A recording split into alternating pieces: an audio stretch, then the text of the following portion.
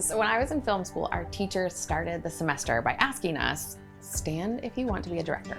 And almost half the class stood up. And then he asked, who wants to be a cinematographer? And basically the rest of the room was on their feet.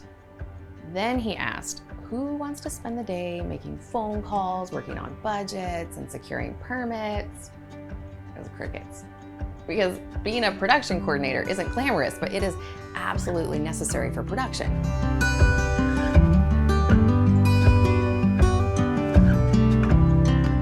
So Paul gives a similar pep talk to the church at Corinth. He wrote, if the whole body were an eye, where would the sense of hearing be? If the whole body were an ear, where would the sense of smell be? Much like my class, the church was filled with glamorous and non-glamorous jobs. And Paul wanted the Corinthians to understand that all roles were necessary and important, and it still applies today. The Holy Spirit gives us each unique gifts. When we embrace those gifts, we are the body.